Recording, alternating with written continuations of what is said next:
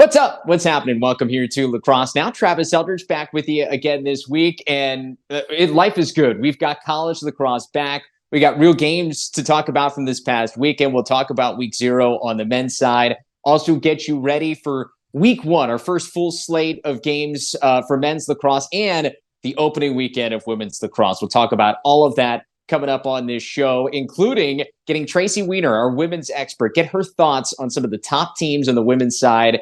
Maybe some surprising takes from Tracy, especially about the number 1 ranked team in the country entering this season. We'll also be joined by Yale attackman Matt Brandaw, getting ready for this season after he took the fall off in order to conserve some eligibility. A Tewaaraton candidate, Matt, going into this season. So we catch up with him as Yale is a couple of weeks away from starting off the year. Ivy League teams, of course, just getting underway on February 1st in terms of full practice. So we'll talk with Matt as he gets ready for this season for the Bulldogs. But let's start with some of the games that we saw from this past weekend. I'm going to give you some of my thoughts from the quote-unquote week 0 of the college lacrosse season. And I've got some different categories I'm going to run through about what we saw. Let's start with the biggest statement. And the biggest statement, I think, was Maryland. Terps just absolutely crushing the Richmond Spiders, 15-4 your final. I don't even know if this game was that close. Maryland was that dominant at home in the season opening win. The defending champs looking as good as they did at times last year. Richmond did not shoot the ball well in this game. They actually outshot Maryland overall, but just didn't get a lot on cage. And when they did get them on cage, Logan McNaney was terrific. 12 saves, only 3 goals against, picking up where he left off in that national championship season. And if you thought that wearing number 1 for Brett Makar may be a little burden on his shoulders, think again. The close defenseman just goes off. 5 ground balls, 4 caused turnovers. The guy is a machine on that end of the field. So that was what we figured would happen. That was the known. We figured that end of the field. I mean, Richmond being held to 4 goals, you expect that from Maryland. But the offense showed some pop. They scored 15, led by Owen Murphy's 4 goals. Daniel Maltz, not Dylan. Daniel Maltz, 2 goals and 3 assists.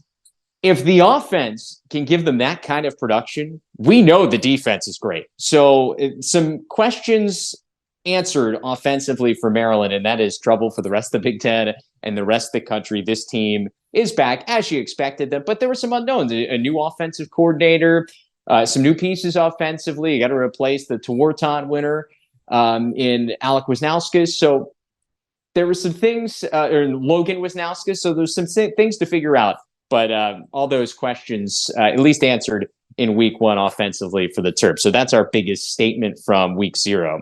How about our least talked about transfer that is an impact guy right away? And we're going to make this headline right on the mark for Syracuse, because Will Mark, the transfer goalie from LIU, was terrific. Maybe lost in some of the criticism of Joey Spallina scoring just 1 goal and the struggling stat line, at least shooting the ball wise, was the fact that Will Mark was terrific.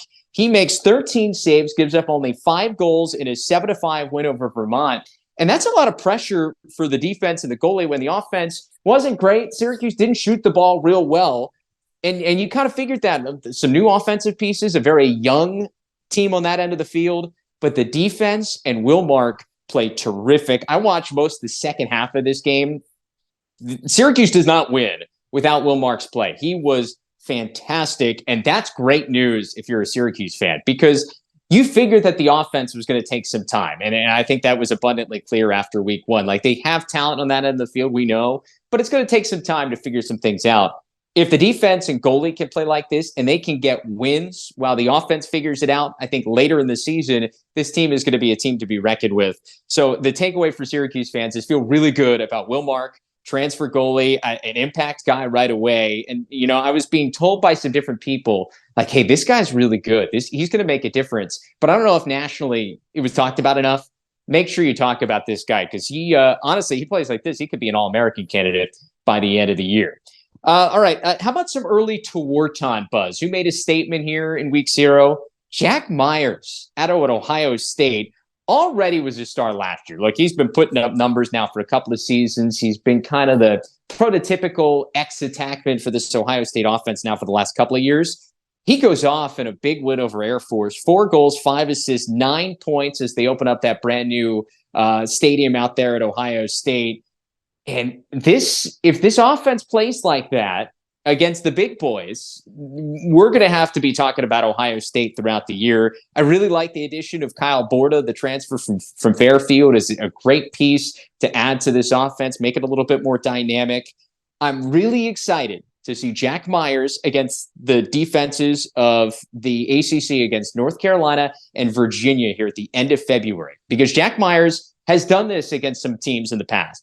Can he continue to put up this kind of production against the athletes you see in the ACC and the Big Ten on some of these defenses? That will be the question. He's gotten number 1 defenders for a good portion of his career now. Now, can he continue to produce and put up these big numbers against those teams? I'm really intrigued by those last 2 weeks of the month of February for Ohio State. They play North Carolina and Virginia. I think we're going to learn a lot about this Buckeyes team pretty early on.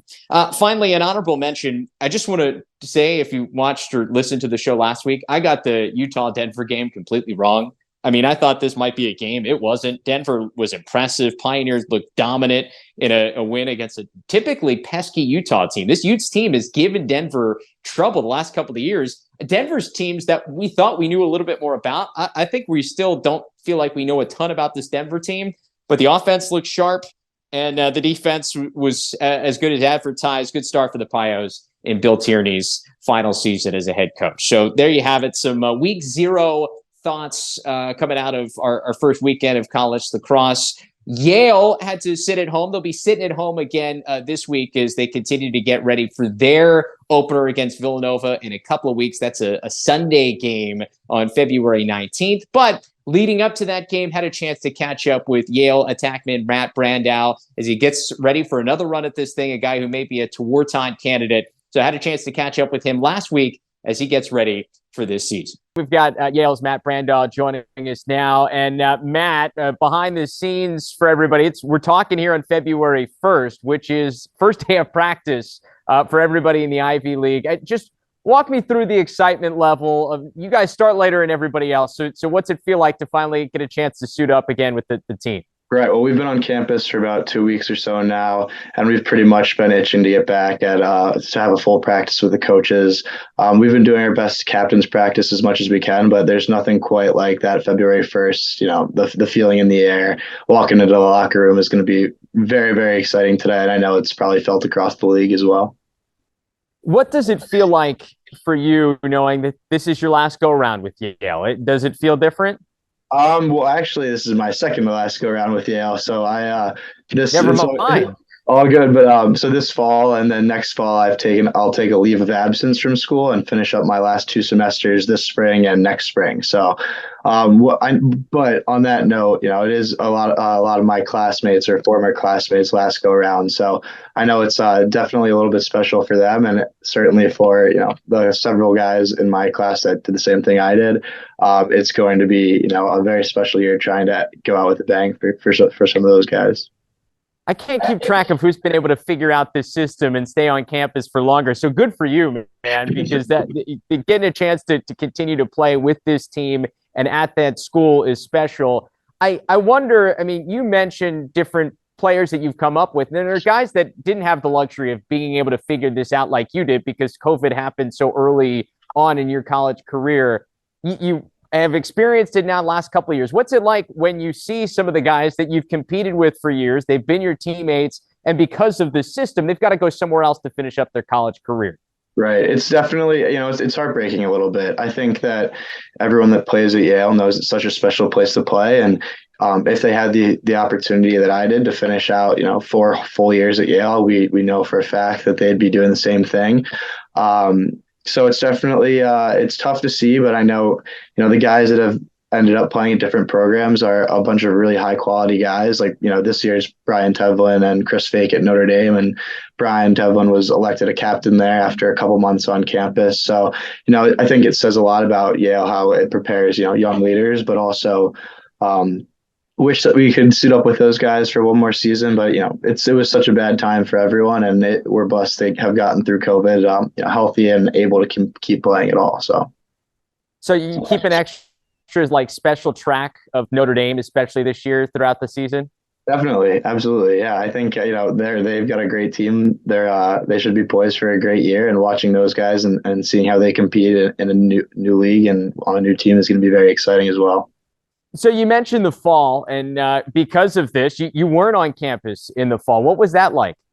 It was definitely different. I was living in New Haven, so I was able to compete in captain's practices, but nothing with coaches, no lifting with the team. And it was pretty difficult to be separated from the squad for so long. I definitely missed, playing with the guys, and I had a great opportunity and was very lucky to work with Joe Tsai this fall. So I got some great experience and did some things that I otherwise wouldn't have had the chance to do, which was definitely a pick me up. But it made the feeling of getting back to campus this spring and being enrolled as a real student again that much more special. You mentioned having a chance to intern with Joe Tsai in the fall, and I was reading about some of your experiences in the Inside Lacrosse article that was written about you. What's it like to be able to interact with a guy who's one of the most successful business people and leaders that we have, not only in this country, in the world? Certainly. And what you said was spot on, that he is one of the best leaders, I think, that I've ever had the chance to work with. But you'd never be able to tell how successful he was from the way he carries himself. He's such a humble guy, very caring about everyone that he works with, and extremely passionate about the companies and the teams that he works with as well. And I think that being able to, sit next to him and pick his brain about anything, any business leadership question I had, any sports leadership question I had, was really quite unique. And, his leadership style is, he wants to surround himself with people he says that are smarter than him. And I'm not sure how many people smarter than him there are, but, he is he leads in a very humble way and cares a lot about serving the people that he leads. So it was very special to see that, up close and personal this fall. And I know he's a huge Yale lacrosse guy. So how much Yale lacrosse was he picking your brain about? Oh, we talked a lot about Yale lacrosse for sure. Um, with you last year, you're second in the country in points per game by the end of the season. You put up 99 points, gigantic season. And like I was talking to your head coach Andy Shea about this fall, I felt like you maybe didn't get the national recognition. Like you're not a Tewaaraton finalist, weren't a first team All-American, but you put up the numbers and the stats that proved it.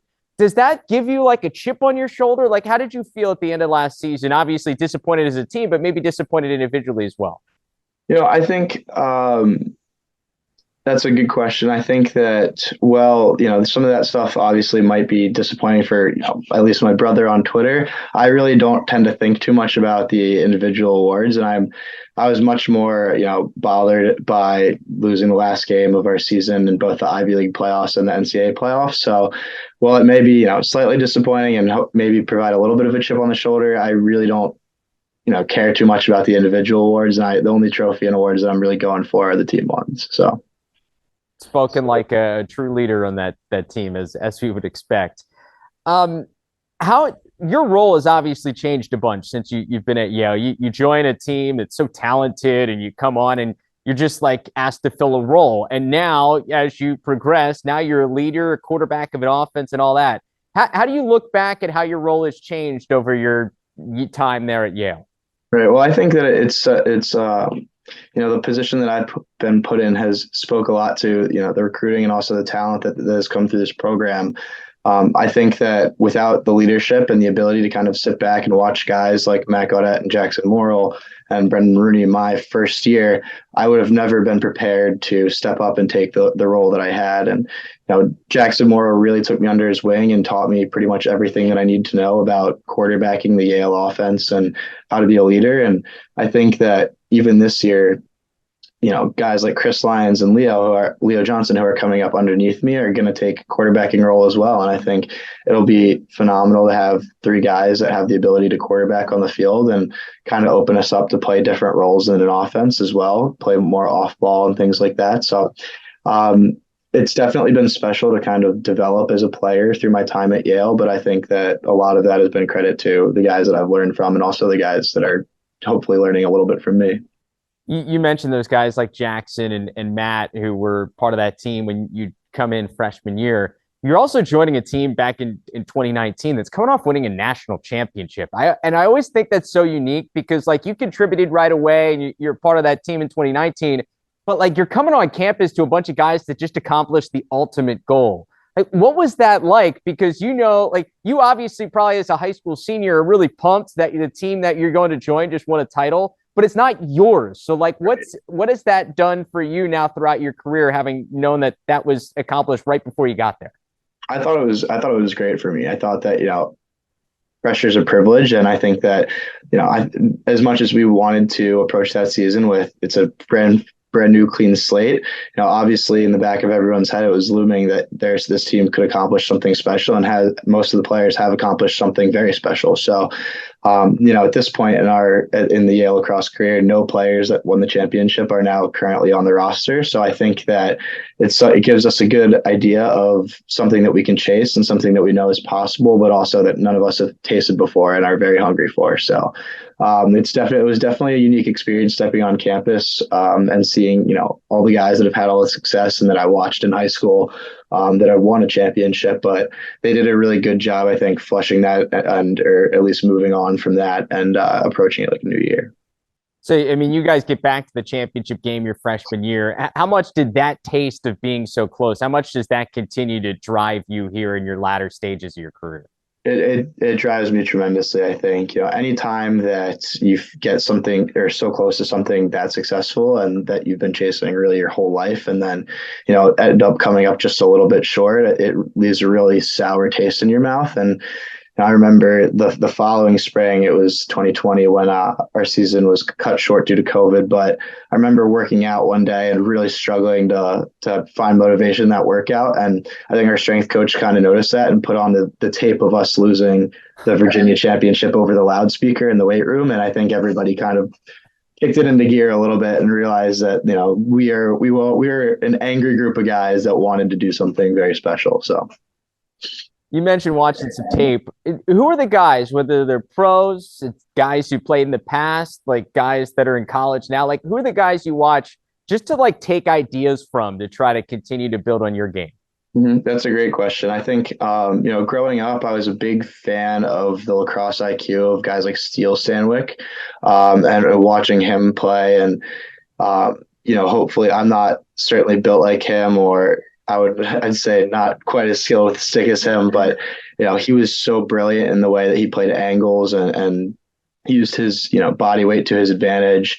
And then nowadays it's watching guys a little bit more like Rob Pennell, I would say, guys that use their bodies very well in dodging and are able to beat guys through contact as well. So those two, I think, had a big impact on me as I grew up and tried to shape my game.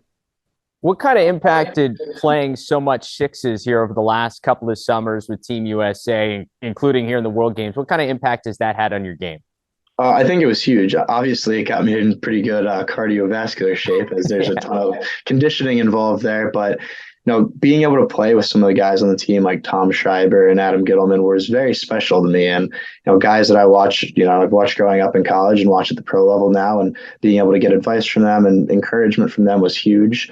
But also just, it felt a little bit like box, and that's a game that I haven't played a lot of before. So learning some of those skills, whether that was pick play or off ball play, was also very important for my development. So I think that it definitely gave me, a leg up in some of the learning stuff that I wanted to master more for sure. Your coach, Andy Shea, told me this fall that you played all of last year injured. Like how hard was it? I think, I appreciate what coach said, and our training staff definitely did a great job of keeping me together. I hurt my shoulder in the Denver game, and I was very fortunate to have a lot of great, team doctors and training staff to keep me going. But it was definitely a little frustrating at times knowing, or, being through a practice or a lift and knowing that I couldn't do something that I previously was able to do. But I think realistically, it was not an injury that was able to, slow me down too much on the field. So it was actually pretty okay, I thought. But I'm very excited to get back to a clean, healthy slate this year. Yeah. So where are we at now as you get ready to step on the field for practice one? I'm good. I'm feeling really good. I'm very excited, and body's feeling pretty good. I'll leave you with this one because like, I mean, knowing some of the best players, it's always like, yeah, last season was great and I feel great about my game, but this offseason, I wanted to work on this to get better. And this is how I want to take the next step. Well, what are some of those things for you that are like the things that you feel like you've been working on that can take you continuously to get better? I think continuing to work on kind of the mental side of the game for me, which is just staying calm and composed. I think that last year there were some moments where I felt, a lot of emotion on the field, and it was able to kind of drive me to play a little bit outside my, ability or uncharacteristically. And this fall you can't really practice that without being in the heat of competition. But this fall I did a lot of work on that side of my game, and hopefully, I'm able to carry that into the spring and stay composed and continue being a leader on the field despite whatever's happening. Well, Matt, we can't wait to see you guys back on the field here in a couple of weeks. We appreciate you taking some time. Enjoy this go around, and we'll talk sometime here down the road. Thank you very much. Appreciate the time. So to get us ready for the 2023 women's season, which kicks off this weekend, finally, we've got Tracy Weiner, our women's expert, joining us. Tracy, it's exciting. This is it. We finally have gotten here. The men's kind of kicked it off this past weekend. Now we get the women's this weekend. How pumped are you? I am beyond pumped because I do think that this is a really competitive year in women's lacrosse. And I have to be honest with you, Trav, my blood got pumping as soon as I got my U.S. magazine for the year with the preview. And after going, 23-0, UNC doesn't end up on the cover. I mean, like, if that's not fodder to get the season started, I don't know what is. You have this season that's unbelievable. In the semifinals, you're the biggest comeback in history, and you don't get the cover of U.S. Lacrosse magazine. Okay. Well, it just sets the tone, and I love that jumping off point. So let's talk about the Terps and the Heels. I want to start quickly with the Terps. They didn't need to prove anything to anybody, but maybe it felt like they did after the All Big Ten season where they had some uncharacteristic struggles. Well, they're back in the championship weekend conversation, and they felt like they got better here in the offseason with some of the transfers and pieces they've added in. What do you like about what the Terps have done?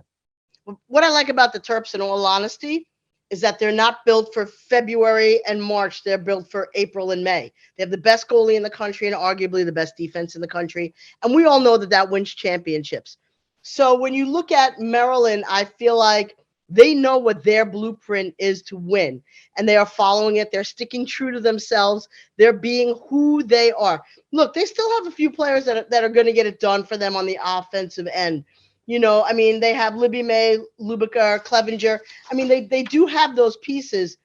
But that when you have the best defense in the country with the best goalie, that allows for a lot of early season mistakes, that allows for, the offense to grow and produce. And when you look at their schedule, they open up the 17th with Syracuse. They have the Florida on the 25th. But then, honestly, when I looked at their overall schedule, I didn't think it was as tough as some of the other schools in the country. Yeah, and we're going to have a chance to see them. They play Drexel coming up on the 21st of February, so we'll have them here on Lacrosse TV, which will be exciting to see them play a pretty talented Drexel team. But you're right. You have those couple early tests, and then you got Northwestern in the Big Ten, and that'll be their big test down the stretch. Correct. Let's go to Carolina, because I think it's so interesting. We had so many parallels last year between the North Carolina women and the Maryland men with how they had all-time great seasons. Well, on the men's side, you got the Maryland men that lose a ton, and they're not the number one in some of these preseason polls.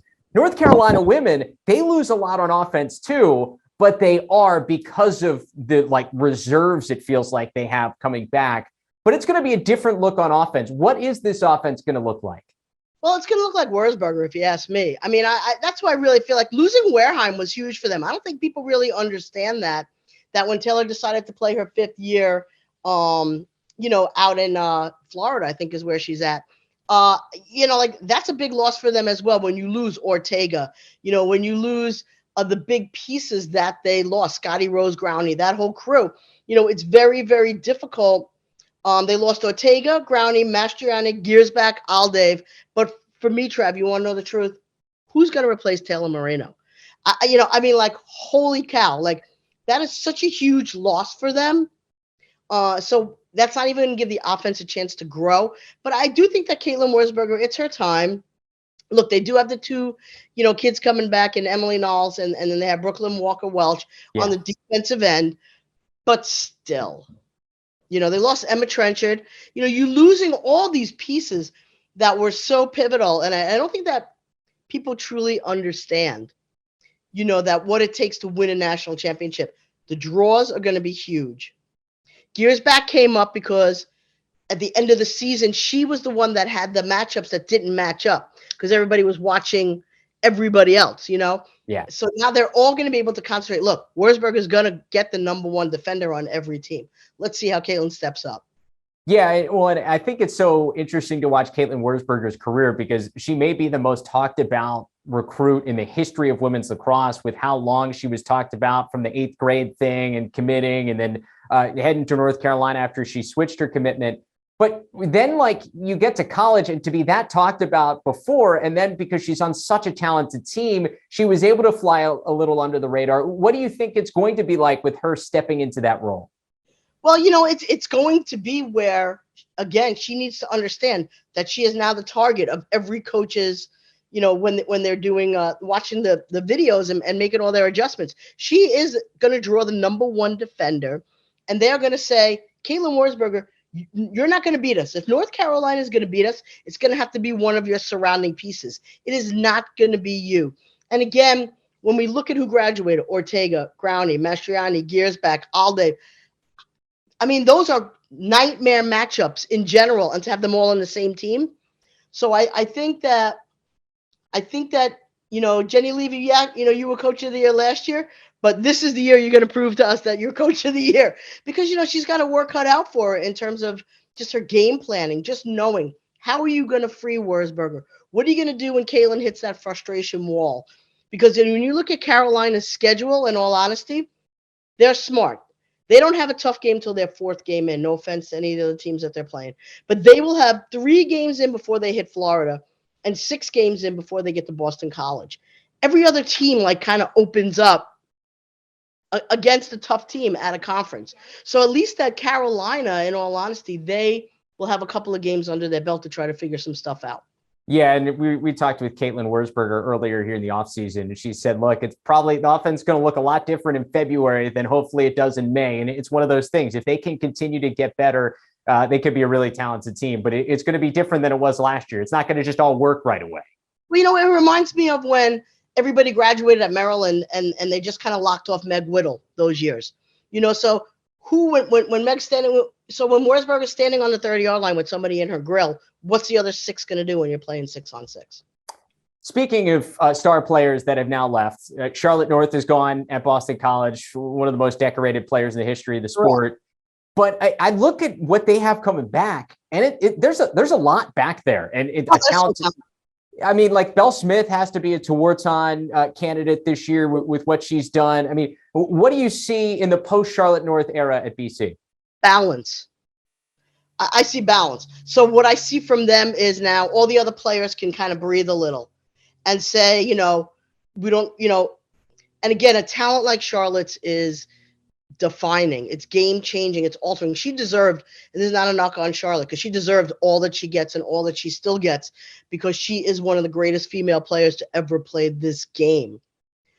That being said, I give her teammates a lot of credit for stepping back and allowing Charlotte to be Charlotte North.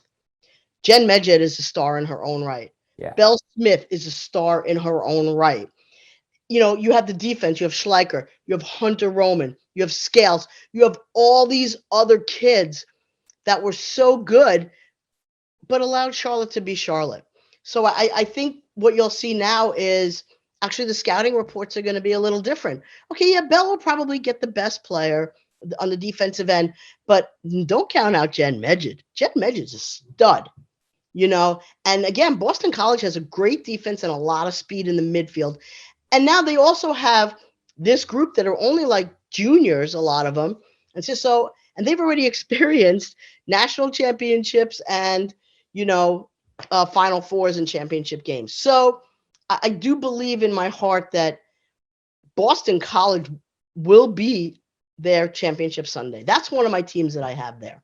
I like that pick. And, you know, I think it's also easy to forget with how much star power they've had at the older age group, but they've gotten some incredible recruiting classes off of the heels of some of those deep runs. You look at the Hasselbeck sisters, who's like, you're talking about some of the top recruits in the country who really have just tried to find their way into like extra roles on this offense because they've had so much talent. Correct. You know, and you still have the Weeks kids are there, right? I mean, so, you know, you're talking about so many kids with so much talent and so much familiarity to each other. So I do think that they are going to be, other than Maryland, the most balanced team, you know, that we have in the country right now.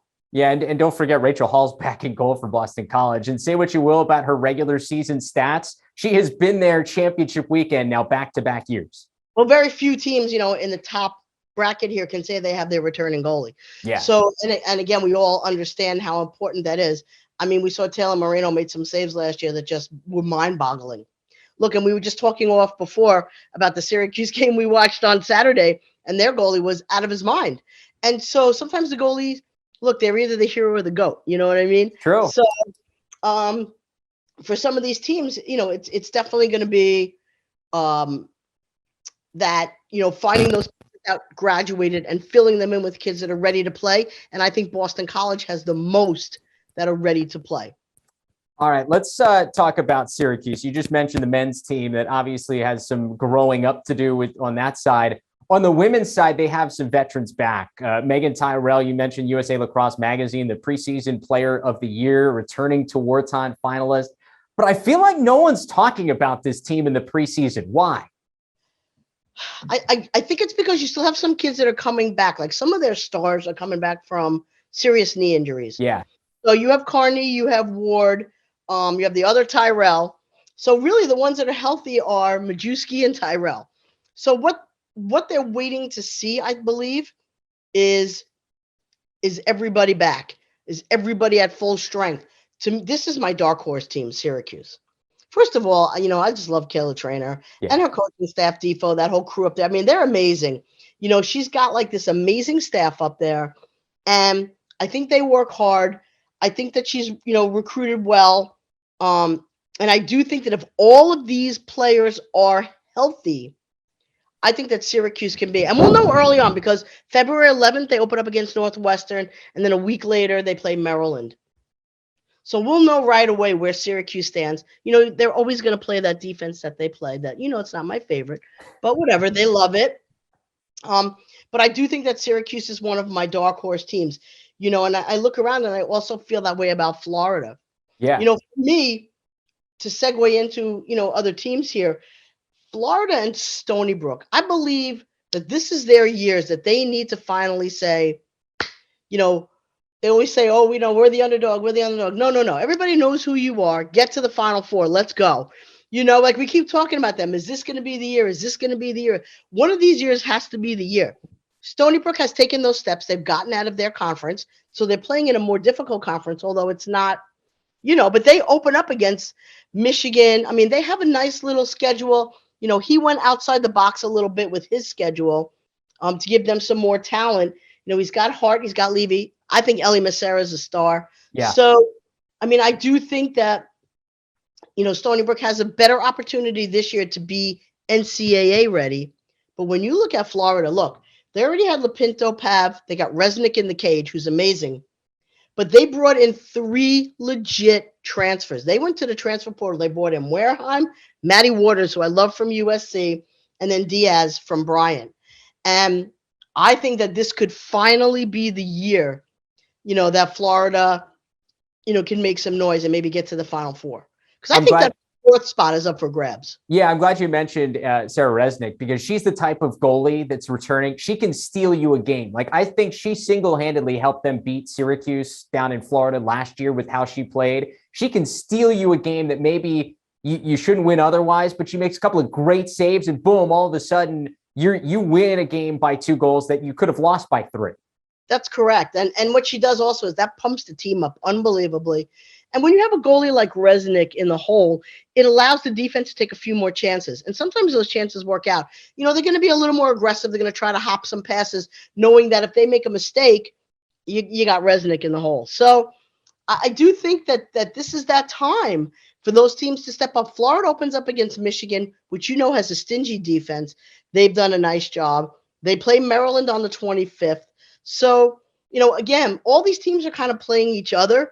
So I find it interesting to see where everybody plays out early on in the season.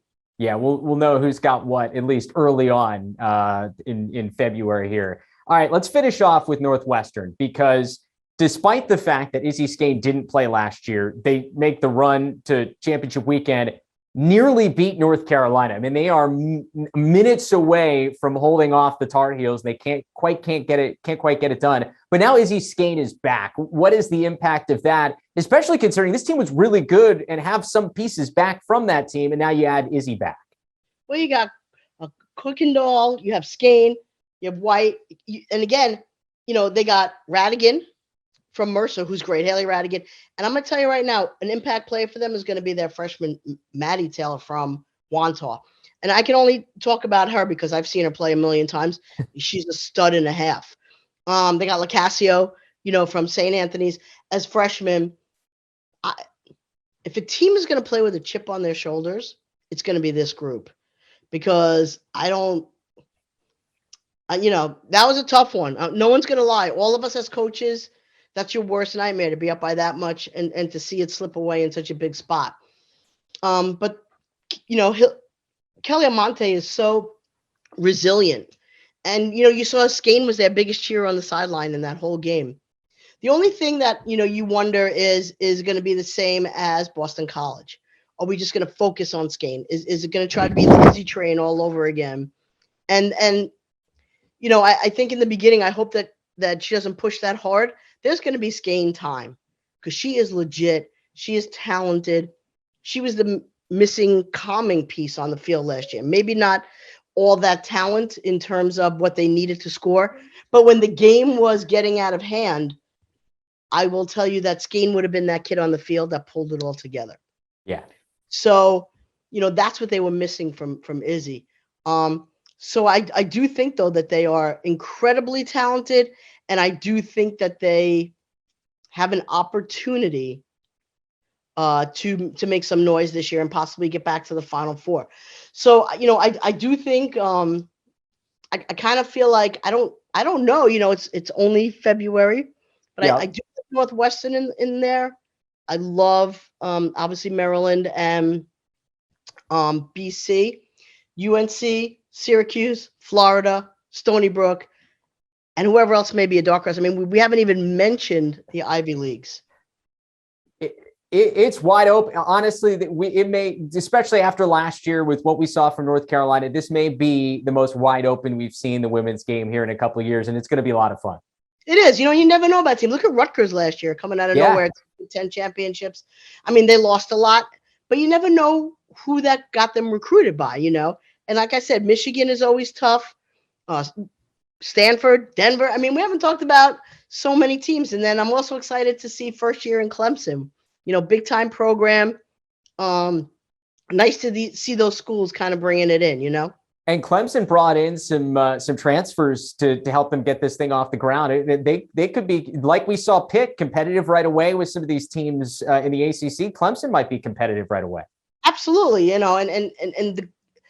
I just think it's fun, and I love to watch how lacrosse is expanding. I like to watch where it's headed. Of course, I think Long Island's still the hotbed. I'm just gonna say, of course.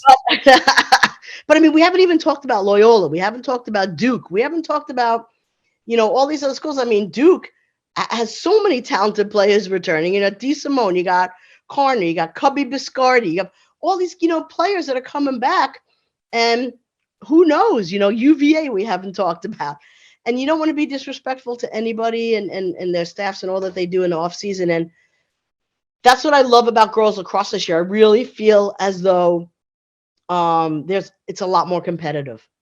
Well, we get to watch it all play out, which is what we love so much. Tracy, we appreciate you getting us ready for the start of the season. We'll catch up here soon. Good. And Trevor, nothing would make me happier than if Marist, my daughter's team would get into the Final Four. I'm just excited that they're playing at Hofstra this year. But I got to give a little shout out to my kids' college team. So go Foxes. There we go. Tracy, appreciate it. Thanks. You got it, Trav. Take care of him. So let's just build on that enthusiasm from Tracy Weiner on this women's lacrosse week 1 coming up this weekend. And I'm going to give you some games to watch. We'll get to the men's games to watch here in a second, but we're going to build off of what Tracy was talking about. Let's talk about our games to watch, or at least my games to watch for week 1 here, the college lacrosse season on the women's side. Let's start on Friday night, 9 p.m. Eastern time. It's a 6 p.m. West Coast time game. Virginia makes the trip all the way out to take on Stanford. Stanford's got a lot of talent back from a young, talented team a year ago. Felt like they started to figure some stuff out maybe toward the end of the year before the disappointing end in the NCAA tournament. Ashley Humphrey, a name you must know for the Cardinal, preseason All-American, deservedly so, put up huge numbers a year ago. Keep an eye on her. A Virginia team that's trying to figure some stuff out as well. So I'm very interested in this game. I think we're going to learn something about both of these teams on Friday night. So that's game number 1 to watch. Let's go to Saturday, noon Eastern time, up at the Carrier Dome. Northwestern and Syracuse. Syracuse starting the season against the team that ended their year a year ago. That was a dominant win by the Wildcats in the NCAA quarterfinals against a banged-up Syracuse team for sure. The injuries certainly took their toll down the stretch of last year. We will see how healthy Syracuse is to start this season. That will be a big question mark. Also, how healthy and how does Izzy Skane look for Northwestern? Our first look for her coming back off the injury, but she is a two-war-time candidate. Megan Tyrell, preseason player of the year for Syracuse. So what a way to kick off the 2023 season for both these teams. An absolute blockbuster. 2 teams that will be in the championship weekend conversation. So great to see this one kick off things in the Carrier Dome Saturday at noon. That is must-watch TV. And finally, I'll give you one for Sunday, noon Eastern time. Michigan and Florida. I think Florida is going to win. I think they're the more talented team. They're the more proven team with more coming back. High expectations for this Gators team, though. So how do they look against a talented Wolverines team? You know what Hannah Nielsen's going to do with this program. They are going to be competitive from the get-go. So how do they look? How do the Gators look? Emma Lopinto helping lead that offense in her sophomore season, was one of the best offensive players, or best freshman offensive players in the country a year ago. And Sarah Resnick in goal is an All-American candidate. So those two, Florida has a lot back, high expectations for this team, despite the fact that they still have some youth, but they've got experience from last year. We were talking to Tracy about some of the transfers. So I'm really interested to see how how Florida looks against Michigan, that game down in Florida Sunday at noon Eastern time.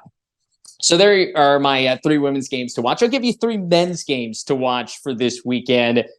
First, real full slate before the Ivy League joins play here in college lacrosse. Let's kick things off with Georgetown at Hopkins on Saturday. Hopkins got a nice road win against Jacksonville to kick things off. Believe it or not, Hopkins the underdog in that game as they went down to Florida, but they took care of business against a Jacksonville team that's trying to figure some stuff out here at the beginning of the year. This is the real test for Hopkins here early on. Can you match up athletically with the likes of the Hoyas? The Hoyas, with the transfers they brought in and the pieces they have on defense, they have some of the best athletes in the country. I mean, you can talk about them there in the conversation, the likes of Yale and Duke in terms of the athletes they have. Maryland, you throw in there, Virginia. They can match up with those types of teams. Can Hopkins match up? Because if Hopkins is going to be successful this year, they have to be able to match up with Big Ten, ACC caliber athletes. We'll learn a lot about Johns Hopkins right off the bat. And the Hoyas have their own stuff to prove this year. Like, you lose to Delaware in the first round of the NCAA tournament after having been a perennial top 3, top 4 team the entire season a year ago. I mean, look, they've got to get back to May in order to prove things to most people in the country. But how do you look right off the bat? I'll be really intrigued to see how some of those new pieces offensively fit in. Tucker Dordovic, Jacob Kelly, Nikki Solomon, all transferring into this offense. How do they fit into a already pretty talented offense here for the Hoyas? So our first look at Georgetown, and our first, I think, look at the Hoyas, how they may stack up in the Big Ten, because these are some of the type of athletes you're going to play when you play in Ohio State, when you play in Maryland, when you match up against the teams that they have to beat if they want to be successful this year. Speaking of the Big Ten, Michigan has a real test to kick things off. They go to number 1 Virginia in Charlottesville on Saturday. I think this is a game to watch because I think it could be kind of close here. I would not be shocked if the Wolverines made this interesting against the Cavs. Michigan brings a ton back. They've got a veteran attack unit that I think can put up some points, even against a very talented Virginia squad. And look, Virginia has gotten off to slow starts at times. Like, they are a team that, whatever it is, their style, their feel, like, they can especially early in the season, they are going to figure some stuff out and they're going to learn as they go. But sometimes they let some teams kind of hang around for a little bit. I wouldn't be shocked if Michigan hangs around for a bit, makes this competitive, and this becomes an upset watch early in the season here on Saturday. By the way, for Virginia, along with all the talent they have coming back, also our first look to see the former Stanford linebacker Ricky Maizan, now turned midfielder for Virginia. You see some of the videos coming out of preseason training for the Cavs, and you see him going up against already big physical guys, and you see how he matches up, and he looks big on this team. So when you look big against Virginia, on a Virginia lineup that has some of the tallest, most physically gifted players in the country, and you are impressive next to those guys, good luck to anybody else that has to play Virginia, because, I mean, he is going to be a load to deal with. So I'm really interested to see him, what kind of game action he gets in his first run, what kind of roles Virginia uses him in. And but I just wouldn't be surprised. Little upset alert. Maybe Michigan keeps it close, at least for a little bit, enough to garner some attention from the rest of the country. Finally, another game that I think could be interesting, Stony Brook at Rutgers in New Jersey, a little regional rivalry here. Just Stony Brook plays a lot of teams, especially in that tri-state area, very tough. They could be sneaky. They get some love from the CAA coaches here in the preseason poll. Though Rutgers looked terrific in the win over Marist to open up the season, 20-8 victory. Name to watch for the Scarlet Knights. We know what we're going to get from Ross Scott. I think he's going to be great. He had a hat trick in the opener. But Dante Kulas, a name that, in talking to Brian Breck to get ready for games here in the last year, would come up in production meetings. And he's like, we're developing him. We like what we see in practice. Well, he showed up in this first one. 5 goals, 3 assists for 8 points in the win over Marist. Keep an eye on that name, because with some of the pieces that they lost, some of those key transfers that had come in for Rutgers that are now gone, they're looking for some pieces offensively. He could be one of the answers, and that would be a big thing for Rutgers to compete in the top part of the Big Ten, along with the likes of Maryland and Ohio State, who I think at this point are probably going to be the top 2. I think Rutgers could be in that conversation to be in the top half of the Big Ten entering that conference slate. So Stony Brook Rutgers, keep your eye on that one this weekend as well. So there you have it. Games to watch for our official quote unquote week 1 of the college lacrosse season. We'll recap it all here next week as we continue to roll through this year, and we'll get you ready for our first games here on Lacrosse TV coming up in the next couple of weeks. But for now, that is all the time we have for this week. Thanks so much for joining us. We'll see you next Tuesday.